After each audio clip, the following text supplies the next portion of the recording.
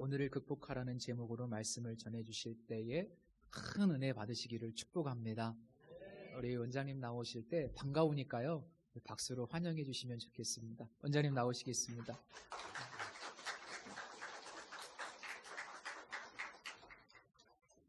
반갑습니다. 우리 세종 비전교회 성도 여러분, 정말 반갑습니다. 여러분 한 분 한 분 예수님의 이름으로 사랑합니다. 그리고 예수님의 이름으로 축복합니다. 우리 안 목사님과 더불어 제가 하나님의 나라를 함께 세우고요. 그리고 또 안 목사님이 제게 많이 힘이 되어 주세요. 그래서 저도 안 목사님 이렇게 의지하고 함께 동력자로 이렇게 하나님의 나라 세워나가고 있습니다. 이러저러한 일로 인해서 안 목사님하고 교제하는 가운데 또 갑자기 안 목사님 이렇게 몸이 불편하시다는 소식을 접하고 또 부득이하게 제가 여러분들에게 말씀을 전할 수 있어서 저는 감사하고 또 부담이 돼요. 여러분들이 담임 목사님에게 참 매일매일 맛있는 찰밥을 먹다가 제가 와서 여러분들 그 맛있는 찰밥을 드시지 못하는 기회를 만들면 어떡하나 하는 그런 부담도 있고요. 그렇지만은 모든 뜻 가운데 우리의 앉고 일어섬을 주장하시는 하나님을 기대하며 이 시간 여러분들에게 하나님의 말씀을 함께 나눕니다. 그런 말이 있죠. 황금보다 소금보다 더 귀한 것이 지금이다. 그런 말이 있어요. 참 지금이 여러분 얼마나 소중합니까? 그런데 참 우리가 안타까운 것은 많은 사람들이 지금을 놓치고 있어요. 그래서 다분하게 과거의 추억을 그리며 사는 사람도 있고요. 지금보다는 그냥 막연하게 미래를 바라보면서 그렇게 사는 경우가 우리가 많이 있습니다. 그래서 우리는 지금 오늘이라고 하는 이 현재를 우리는 순간순간 특별히 우리의 삶 속에서 믿음으로 오늘을 극복하고 믿음으로 오늘을 승리할 수 있어야 하는 거예요. 그래서 이 오늘, 지금, 오늘. 그런데 참 아쉽게도 우리가 지금 살고 우리가 숨쉬고 있는 오늘이 그렇게 긍정적이질 못해요. 그래서 성경 66권 가운데 지금 우리가 살고 있는 오늘을 가장 잘 대변해주는 성경을 고르라면 저는 사사기라고 그렇게 나누고 싶어요. 참 사사기는 무엇보다도 오늘 이 지금 이 포스트 모더니즘의 이 시대 그리고 과학 만능, 황금 만능, 과학 만능 이상의 요즘은 심지어 이제는 AI의 이러한 통치 시대를 우리가 지금 바라보고 있잖아요. 이러한 이 시대를 가장 정확하게 꿰뚫어 관찰할 수 있는 말씀이 사사기 말씀이에요.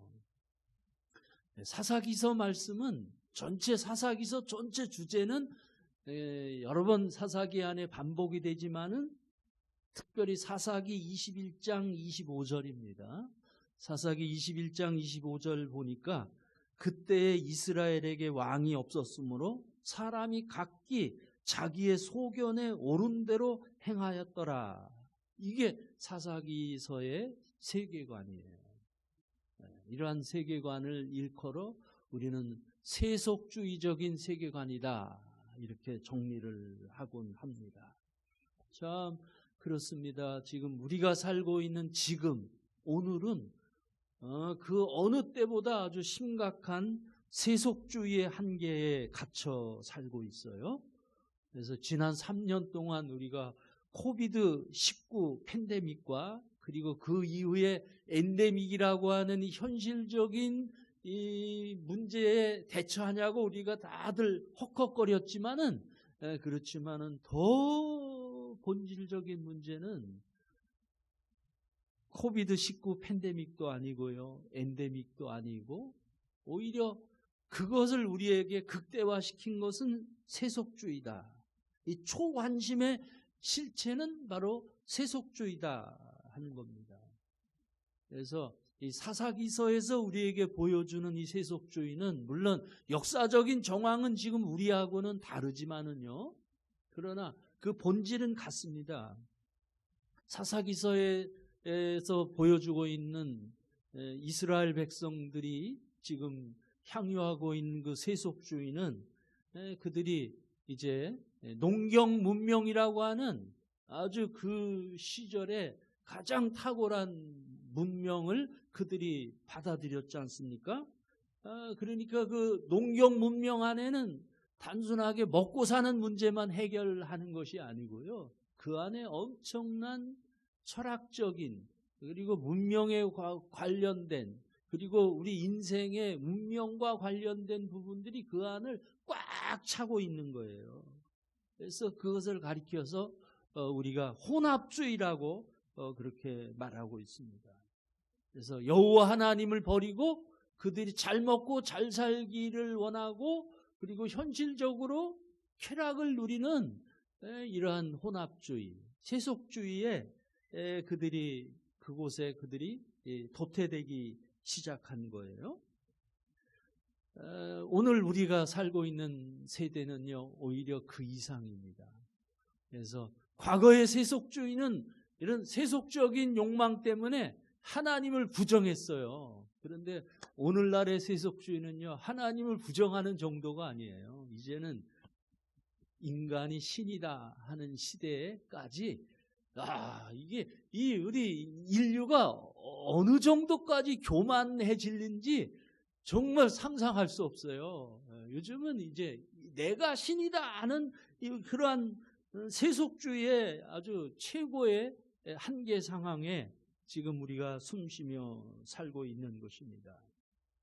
그래서 많은 사람들이 이것을 극복해 보려고 했어요. 근데 이것을 극복해 보려고 노력을 했는데 대부분이 그게 어떤 노력이냐면 지성적인 노력이죠. 소위 인문학적인 노력입니다. 지성적인 노력과 인문학적인 노력을 해왔는데 물론 지금 굉장히 발전된 이 과학을 바탕으로 했어요. 그래서 참 지난 팬데믹 시절에 이러한 이제 지성적인 메시지들이 우리에게 많이 들어왔습니다. 그래서 저도 여러 가지 공부를 해봤어요. 여러 가지 공부를 했는데 그중에 제가 읽은 책 중에 아주 나름 이 시대의 세속주의를 반영하는 책을 제가 여러 권 읽었는데 그중에 좀 한번 나누고 싶은 책 중에 하나가 사피엔스라는 책이에요. 이 유대인이 쓴 책인데요. 유발 하랄이라고 하는 사람의 사피엔스라는 책과 그리고 리처드 도킨스의 이분이 쓴 신, 만들어진 위험이라는 이 두 가지 책에 제가 많은 그 배움을 얻었습니다. 이 같은 지성적인 노력은 모두 오늘을 사는 인간이 과학과 진화론을 우리 인간이 신봉함으로 말미암아 결국 우리 인간이 어떻게 됐다는 거예요? 신을 능가하게 됐다는 겁니다. 그러니까 이 사람들, 이 저자는 한결같이 주장하는 것이 뭐냐 하면 신은 인간이 자신들을 위해서 만들었다는 거예요. 근데 우리는 그렇게 믿지 않죠. 그렇죠? 우리는 오히려 우리가 하나님에 의해 창조된 존재이고 그리고 하나님은 오늘도 우리의 구원을 위해서 우리에게 계시해 주시는 분이 하나님으로 그렇게 우리는 믿고 그렇게 하나님과 동행하고 있습니다. 그런데 이 사람들은요 그렇게 인본주의를 바탕으로 하고 세속주의를 바탕으로 하기 때문에 한결같이 신은 인간이 만들었다는 거예요. 인간을 위해서 인간의 어떠한 한계적인 인간의 그 한계를 극복하기 위해서 인간이 신을 만들었다는 것입니다. 그런데 인간이 이제 굉장히 발달하게 됐어요. 과학이 발달하고 그리고 진화론에 의해서 인간이 계속 인간의 지성과 두뇌가 발달해서 이제는 뭐 120년, 200년 그리고 심지어는 죽지 않고 영원히 사는 그러한 과학의 기대도 열려져 있다는 거예요. 예, 엄청나죠, 그렇죠? 심지어 제가 조금 전에 말씀드렸던 리차드 도킨스의 신 만들어진 위험이란 이렇게 번역이 되어 있는데 원래 그 책의 이름은요 Outgrowing God이에요. Outgrowing God. 이것을 직역하냐 하면 직역하면 이것을 잘 번역을 하면 이런 거예요. 인간이 하나님을 능가했다는 거예요. Outgrowing. 이게 넘어서 성장한 거예요. 근데 누구를 넘어서 성장했다는 거예요?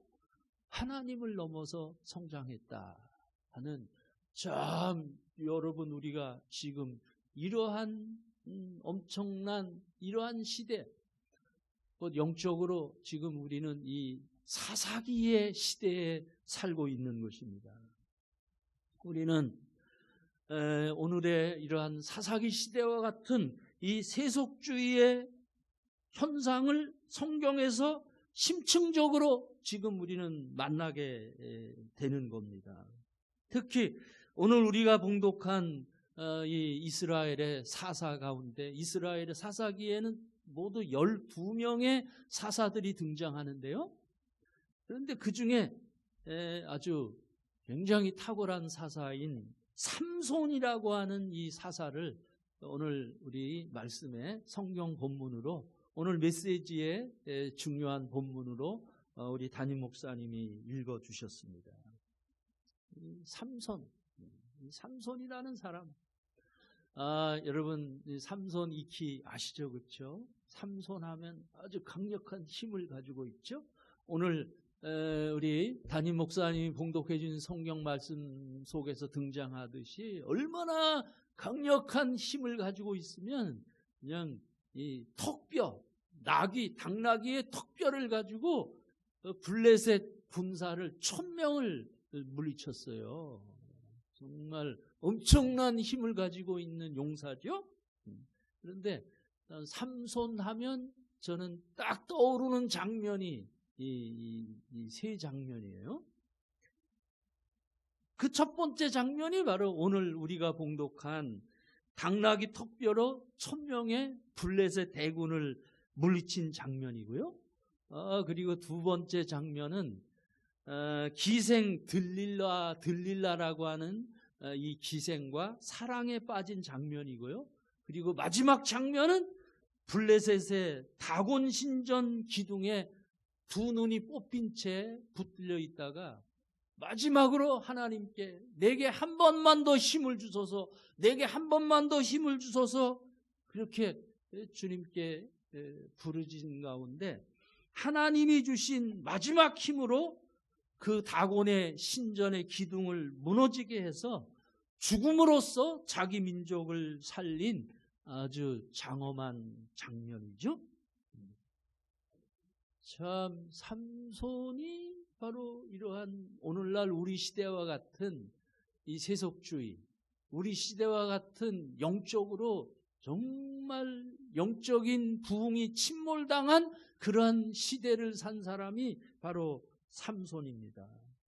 그런데 삼손은 엄청난 힘을 가지고 있었고 그리고 종종 엄청난 승리를 누렸습니다.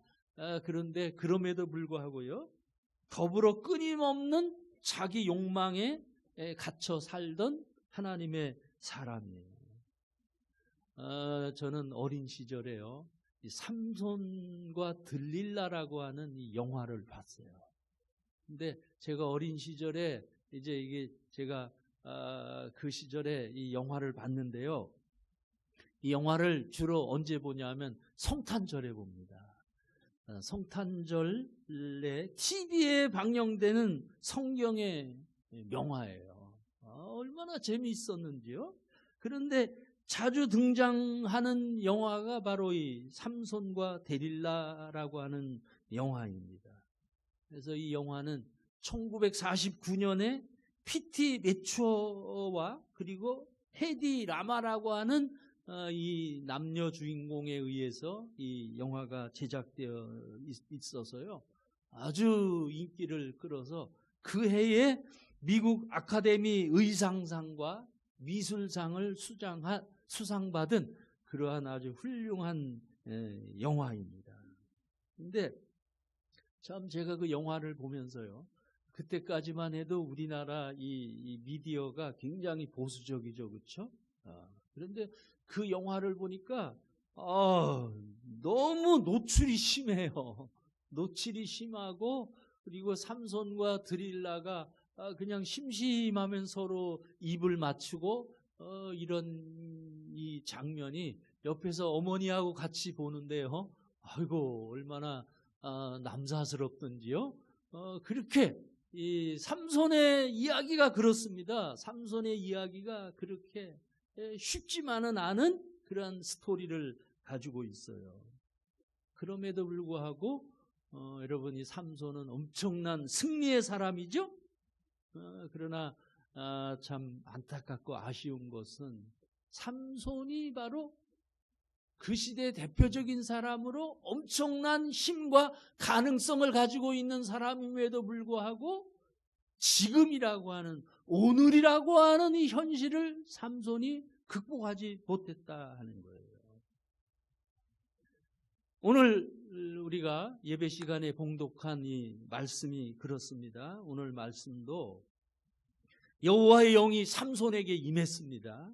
그러자 그에게 아주 초인적인 힘이 그에게 임했어요.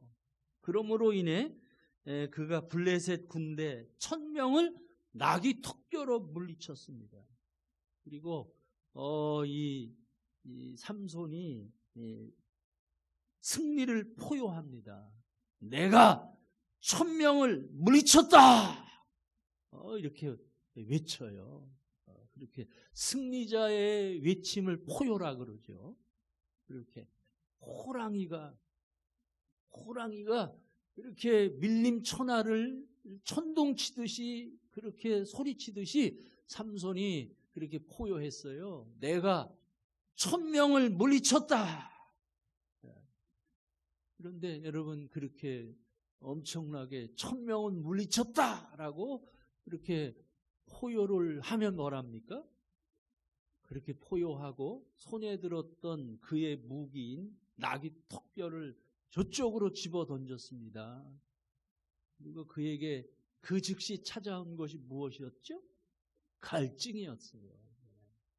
그래서 그만 엄청난 전쟁을 치르고 난 이후에 삼손은 이 갈증으로 말미암아 그는 그만 그 자리에 넘어졌어요.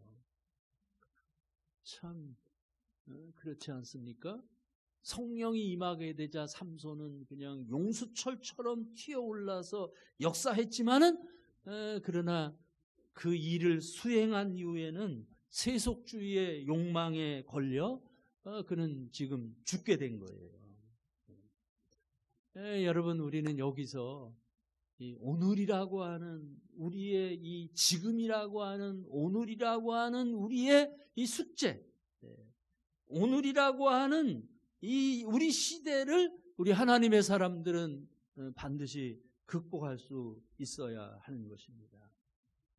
사사기 시대의 슬픈 영웅 삼손처럼 어쩌면 오늘 우리도 그렇게 살아가고 있죠. 곧 뭐예요? 일은 성취했으나 종이 목말라 죽겠나이다. 이것이 문제예요.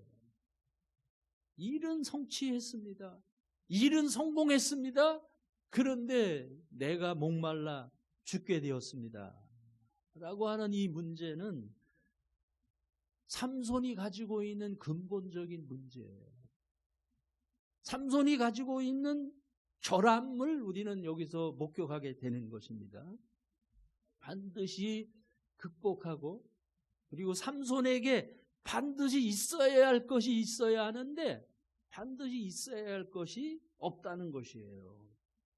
자, 그러면요, 조금 더 구체적으로 죄송합니다. 저도 목이 말라오네요. 죄송해요.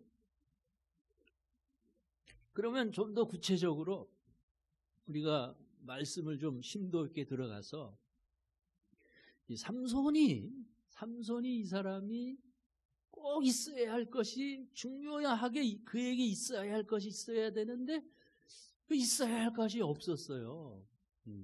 요거를 이 시간 여러분들과 함께 나누기를 원하는데요. 먼저 첫째로, 삼손은요, 가정이 없어요. 가정이 없었다는 것이 이 삼손으로 하여금 일은 성취하고 일은 성공하고 엄청난 힘은 있었지만은 결국은 그가 자기 한계 속에 갇혀 무너질 수밖에 없었던 요인 가운데 아주 중요한 요인이 그에게 가정이 없었다. 계속 되풀이돼서 말하지만은 삼손은 엄청난 힘이 있었습니다. 여호와의 영도 그에게 임하였어요. 그러나 삼손에게는 가정이 없어요. 가정이 없는 사람, 가여운 사람이죠. 그렇죠? 가여운 인생.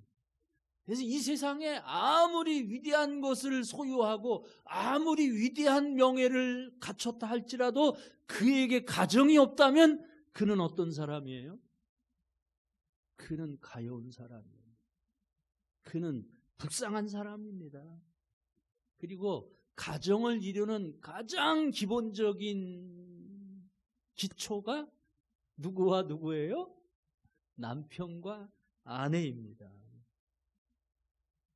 근데 오늘 성경에 보면은요, 삼손에게는 아내가 없어요. 물론 삼손 곁에 사랑하는 여자가 없었던 것은 아닙니다. 삼손은 사사기에 등장하는 스토리를 분석해 보면요, 삼손은 그의 생애에 3 여자를 사랑했어요. 한 여자만 사랑한 게 아니고 몇 여자를 사랑했다고요? 3 여자를 삼손은 사랑했습니다. 그래서 첫사랑. 누구에게나 첫사랑이 있죠, 그렇죠? 삼손도 첫사랑이 있었습니다. 그런데 그 첫사랑은 블레셋 여인이에요. 그래서 하나님의 언약을 공동체 안에서 함께 짊어진 자기 동족의 여인이 아니고요, 하나님을 모르는 저 세속주의 이방 세계의 여인입니다. 그런데 그 여인을 사랑했어요. 결국은 그 블레셋 여인을 사랑해서 그의 아내가 되었습니다. 그런데 아쉽게도 그 첫 번째 그 아내는 삼손의 블레셋 친구들에게 화형을 당해서 살해당했어요. 엄청나죠. 그리고 2번째 사랑하는 여인이 있었는데 이 2번째 사랑하는 여인은 그냥 하룻밤 욕정을 불태우는 기생 화류계 여인이었어요. 2번째 사랑하는 여인이었고, 그리고 3번째 이제 엄청난 여인을 만났는데요, 이 3번째가 바로 삼손의 몸과 영혼을 파멸로 몰아넣은 드릴라라고 하는 여인이에요. 근데 우리 사사기에는 그런 내용이 없는데, 제가 앞에서 소개한 이 영화를 보면은요, 이 드릴라라고 하는 이 여인은 첫 번째 자기가 결혼했던 친구들에 의해서 불에 타 죽임을 당한 첫 번째 아내의 친동생으로 등장해요. 그러니까 나름 이제 구성을 한 거죠, 그렇죠? 근데 아무튼 이렇게 삼손이 이렇게 3명의 여인을 사랑했지만은, 그러나 삼손에게는 가정이 없었습니다. 그래서 결국은 삼손은 가정이 없는 거예요. 사랑한 세 여인은 다 모두 한결같이 일방적으로 삼손의 눈에 보기에 좋은 여인이었어요. 사사기서 14장 1절 2절에 보면은 그렇게 기록되어 있어요. 눈에 보기에 좋았더라. 자, 여러분, 이 눈에 보기에 좋았더라는 말은, 이 말은 무슨 말일까요? 한마디로 말해서 예뻤다는 말이겠죠. 그렇죠? 오늘 우리 남성들이 참 여성을 바라보는 가장 첫 번째 기준 중에 하나가 이제 미모로 그렇게 여겨지는 거죠. 삼손의 사랑은 자기 눈에 보기에 좋은, 이게 곧 뭐예요? 사사기에 흐르고 있는 세계관, 자기 소견에 옳은 대로 행하는 이 사사시대의 그 한계에 삼손이 갇혀 지금 살고 있는 것입니다. 그런데 여러분, 우리는 가정을 이룸에 있어도 내가 좋은 대로 우리의 소견에 옳은 대로 행해서는 절대로 안 되는 거예요. 성경이 우리에게 지시하는 부부의 사랑을 우리는 말씀 속에서 늘 묵상하게 됩니다. 근데 참 저도 지금 이렇게 하나님의 나라를 위해 살고 있고 복음을 위해 살고 있고 주님의 교회를 섬기고 있지만은 저도 이 가정 문제에 있어서는 저도 참 연약해요. 참 부끄럽고 제 아내에게 부족하고 우리 자녀들에게 미안합니다. 그러나 그럼에도 불구하고 저는 지금 계속 도전하고 있어요. 디모데전서에서 바울은 교회의 영적 지도자의 자격을 말하는 첫 번째가 한 아내의 남편이 되어야 한다. 그리고 역시 디모데전서에서 사도 바울은 교회의 직분자인 집사들 역시 한 아내의 남편이 되어 자녀와 자기 집을 잘 다스리는 자일지니라, 이렇게 말씀하고 있어요. 그리고 사도 바울은 또 에베소 5장 25절 28절에서 이렇게 말씀합니다. 남편들아, 아내 사랑하기를 그리스도가 교회를 위하여 자신을 주심같이 하라. 자기 아내 사랑하기를 자기 자신과 같이 하라. 이렇게 말씀하고 계셔요. 여러분, 이 말씀은 남편은 아내와 가정을 위해서 끊임없이 희생하고 헌신하라는 거예요. 근데 저도 그렇게 지금까지 그렇게 살아와서 지금 엄청나게 회개하고 지금 노력하고 있는 중인데요. 우리 남자들은 참 가정 밖에서 사업을 위해서, 일을 위해서 그렇게 헌신해요. 그렇게 헌신하고 그리고 성공적으로 살려고 몰입을 합니다. 그런데 성경은 우리에게 이렇게 말씀하고 있어요. 가정에서, 우리 남편들에게 말하는 거예요. 가정에서, 우리의 집에서 아내와 자녀들에게 가정을 위해서 희생하고 헌신하라, 이렇게 말씀하고 있어요. 여러분, 이 말씀이 오늘 우리의 이 세속주의를 극복할 수 있는 중요한 가름이 되는 것입니다. 우리 세종비전교회 성도 여러분, 특별히 우리 남편 여러분, 가정을 위해 헌신할 수 있기를 축복합니다. 가정을 위해서 헌신하는 남자가 진짜 상남자예요. 자기 아내를 위해서 헌신하는 남자가 상남자 중에 상남자예요. 참 부끄럽지만은 여러분, 저는 교회를 위해서는 그냥 무한대로 헌신했어요. 교회를 위해서. 제가 목회하는 교회 성도들이 제게 요청을 하면 저는 거절하는 법이 없어.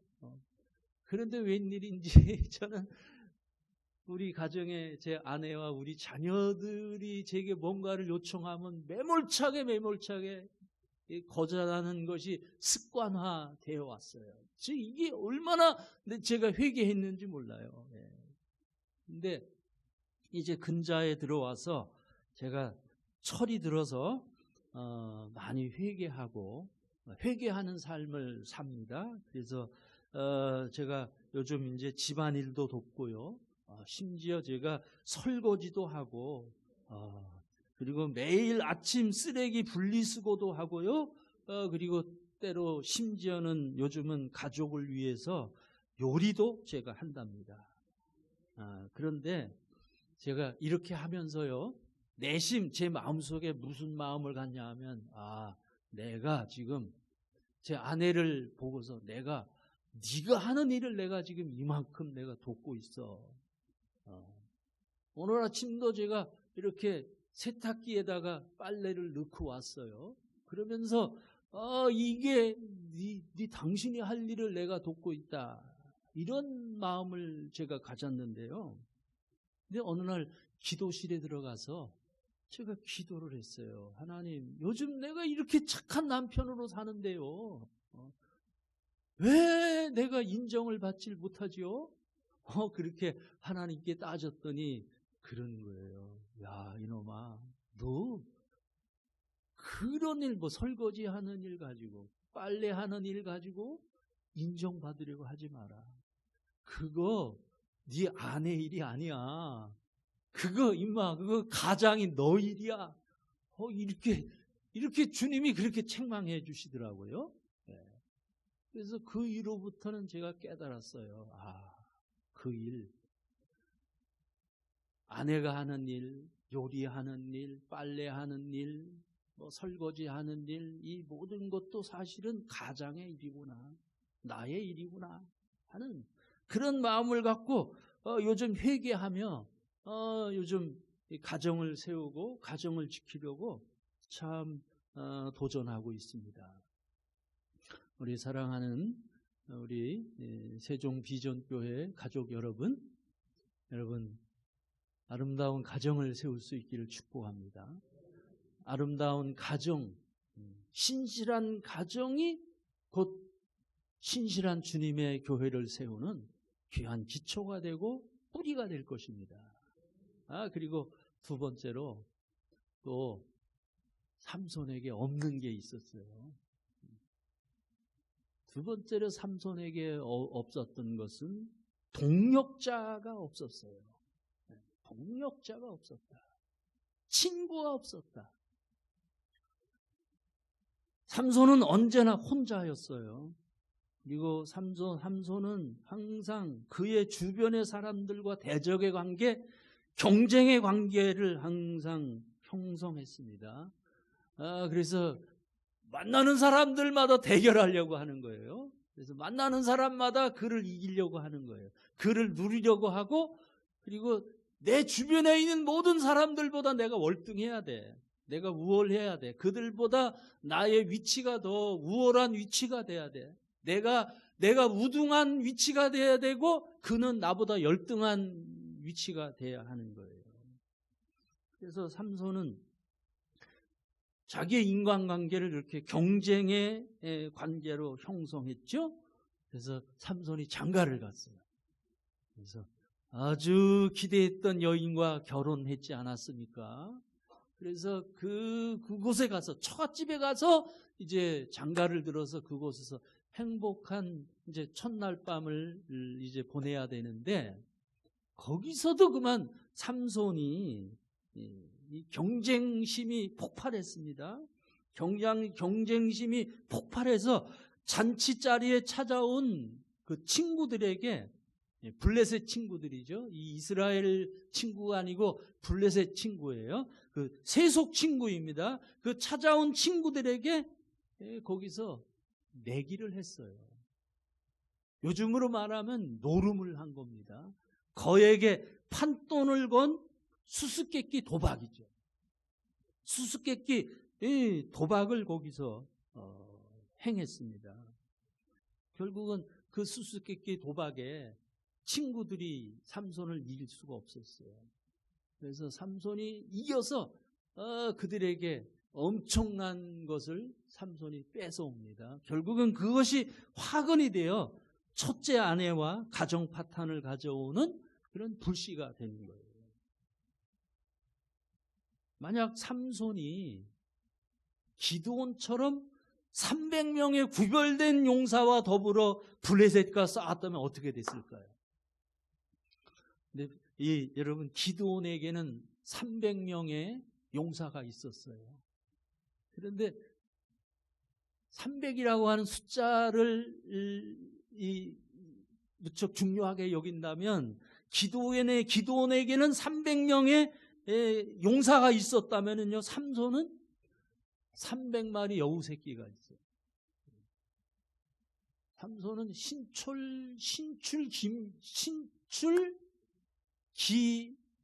신출기묘리라 그러나요?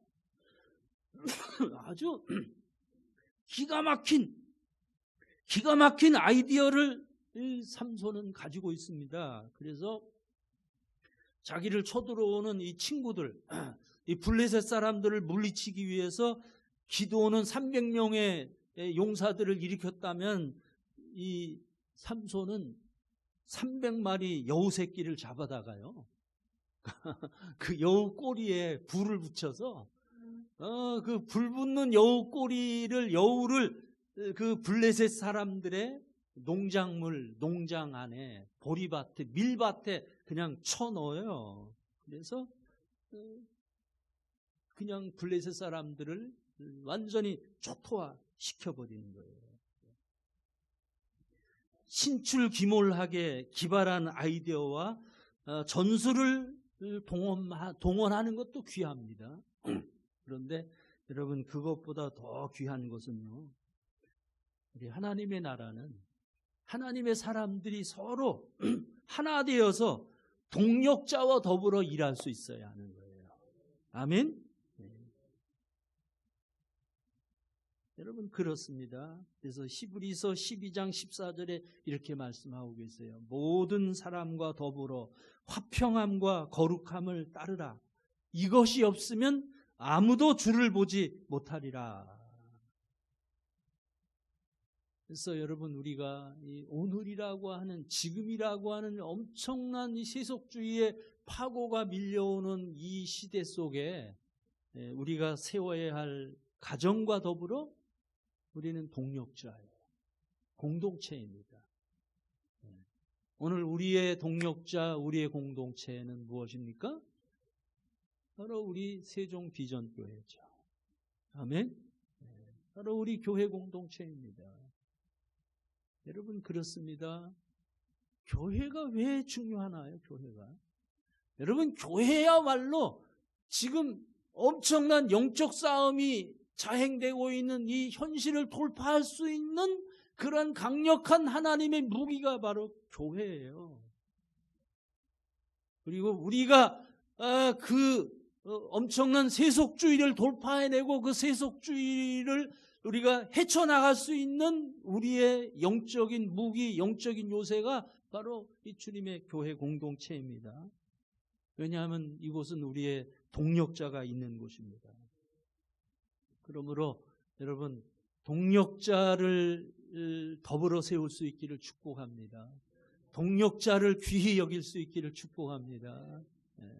참, 오늘 제가 이렇게 와서 여러분들과 함께 말씀을 나누는데요, 우리 안효성 목사님 얼마나 귀하고 소중해요. 신실하고 멋있고, 또 못지않게 또 우리 사모님 얼마나 귀합니까? 그런데 안 목사님 지금 연약해 있으세요.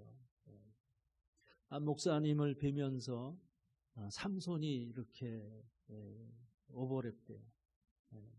삼손이 내가 1000명을 쳐 죽였다 하면서 목말라서, 삼손이 목말라서 힘겨워하는 모습처럼 우리 안 목사님의 모습이 이렇게 오버랩이 돼요. 기대하기는 여러분, 우리 세종 비전교회가 오늘 우리 시대에 삼손을 살린 샘물, 그 이름이 뭐였죠? 에나꼬레. 한번 따라합시다. 에나꼬레. 한 번 더 에나꼬레. 에나꼬레가 될 수 있기를 축복합니다. 여러분들이 우리 안효성 목사님의 에나꼬레가 되기를 축복하고요. 우리 이 시대에 목마른 영혼들을 먹여 살리는 그러한 에나꼬레. 그 에나꼬레는 바로 여러분 우리의 동력자 세계 안에서, 우리의 공동체 안에서 세워지는 것입니다. 할렐루야. 그러므로 여러분 동력하고 연합할 수 있기를 축복합니다. 그래서 여러분들이 정말 잘 이것을 잘 감당하고 이루기 위해서는 이제 마지막 세 번째 남았어요. 마지막 세 번째를 여러분들이 잘 이 시간 경청해 주기를 기대합니다. 마지막 세 번째로는요, 삼손에게 없었던 세 번째로는 그에게 영성 라이프 스타일이 없었다는 것입니다. 영성 라이프 스타일. 사사기의 세속주의의 세계관은 자기 소견에 옳은 대로 행하는 것이에요. 그리고 그 주요한 원인은 왕이 없었으므로 그랬어요. 곧 통치자가 없는 거예요.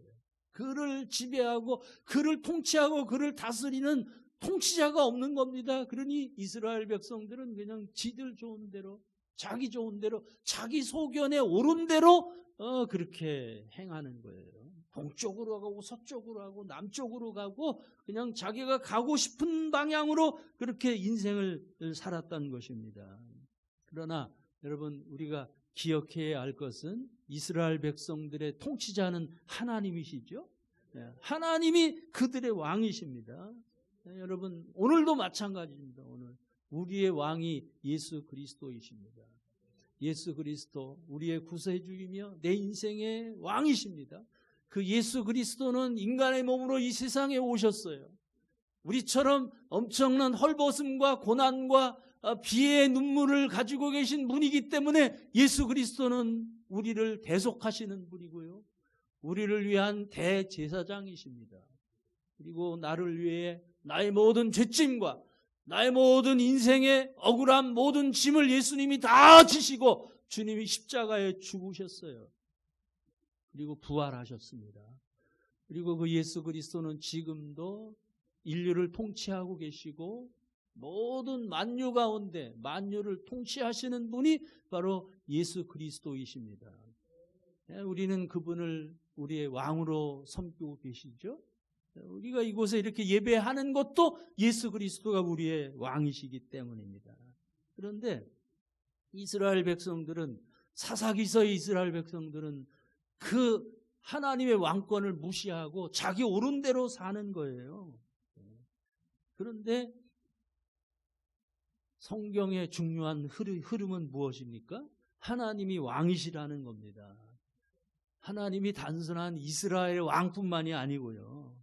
더 나아가서 예언서의 예언자들 이사야, 예레미야, 다니엘, 에스겔은 여호와 하나님은 이스라엘만 통치하시는 하나님이 아니고요. 바벨론도 통치하시는 하나님이십니다. 페르시아도 하나님이 통치하시고 헬라 문명도 하나님이 통치하시고 로마 제국까지 통치하시는 분이 하나님이시고 예수 그리스도이심을 그들 예언자들은 지금 예언하고 있는 것입니다.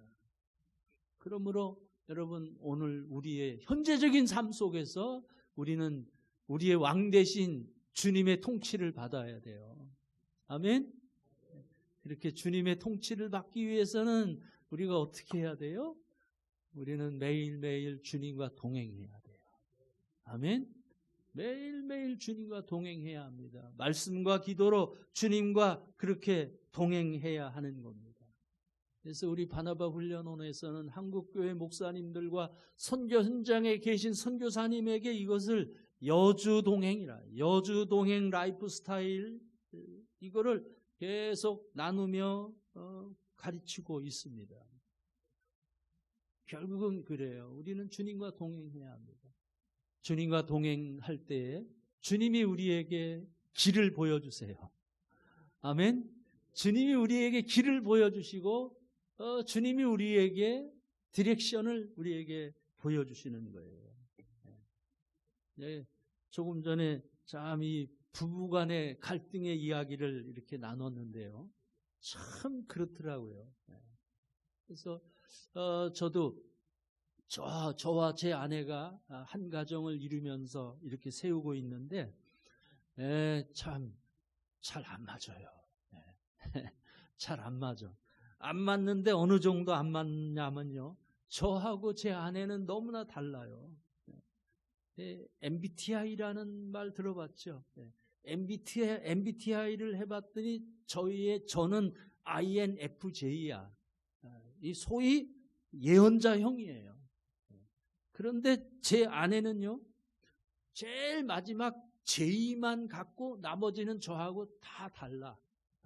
그런데 끝에 있는 J가 사람을 힘들게 해요.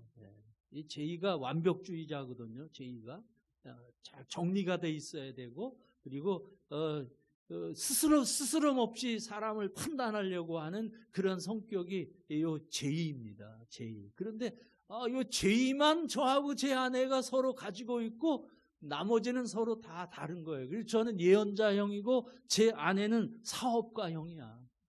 이거 예언자와 사업가가 한 집에 살려니까 얼마나 힘들어요. 네. 더군다나 이 사업가가 예언자를 봤을 때 이게 형편없죠. 그렇죠? 그리고 또 예언자가 사업가를 봤을 때 이게 조율이 안 되는 거예요. 그렇게 쉽지 않더라고요. 그런데 중요한 것은 매일매일 주님과 동행하는 거예요. 아멘? 매일매일 주님과 동행하면서 어느 날 제가 제 아내하고 좀 트러블이 심해서 여기 화가 이렇게 이런 가운데 기도실에 가서 무릎을 꿇었어요. 무릎을 꿇었더니 이 예언자에게, 제가 예언자형이라 그랬죠. 이 예언자는 언제 승복하냐 하면 예언의 말씀이 들리면 승복해요. 그런데 제게 예언의 말씀이 들리는 거예요. 어떤 말씀이 들리냐면, 야 이놈아, 내 아내 말이 맞다. 그런 음성이 제게 들리는 거예요. 야 이놈아, 내 아내 말이 맞아. 내 아내 말이 맞다니까. 그런 음성이 제게 들리는 거예요. 여주동행의 열매죠, 그렇죠?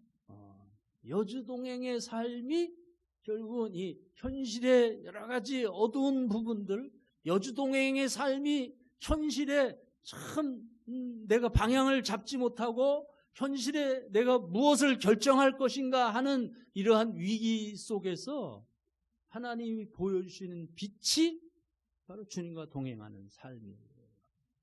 그런데 아쉽게도 삼손은 영성 라이프 스타일이 없었어요. 삼손의 생애 가운데 사사기서에 보면요, 삼손의 생애 가운데 기도가 굉장히 중요한 의미로 다가오거든요. 왜냐하면 삼손의 부모님이 삼손을 기도해서 낳은 아들입니다. 그리고 아주 기도도 분명하게 기도해요. 분명히 하나님의 디렉션을 받아서 삼손을 낳아서 길렀는데 문제는 삼손은 기도하지 않은 거예요. 삼손의 이야기 가운데 삼손이 기도한 장면은 딱 2번 등장해요. 첫 번째는 바로 오늘 본문. 삼손이 내가 죽게 되었습니다. 내가 목말라 죽게 되었습니다. 이게 하나의 첫 번째 기도였고요. 마지막 기도는 다곤 신전에서 2눈이 뽑힌 채로 다곤 신전에서 마지막 절규하며 하나님 내게 마지막 힘을 주세요. 한 번 더 내게 힘을 주세요. 하는 그 마지막 절규가 삼손의 모든 기도의 모든 것이었어요. 근데 아쉽게도 여러분, 삼손이 매일매일 기도했으면 얼마나 좋을까요? 매일매일 주님과 동행했으면 삼손이 얼마나 귀했을까요? 이스라엘 역사 가운데 삼손이 얼마나 존귀한 하나님의 사람으로 세워졌을까요? 그러므로 여러분, 오늘 삼손이 하나님 앞에 기도할 때 샘이 터졌어요. 샘을 터지게 하는 분은 하나님이십니다.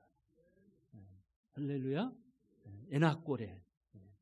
기대하기는 여러분, 우리 이 세종 비전 교회가 오늘 우리 시대의 에낙고레가 될 수 있기를 축복합니다.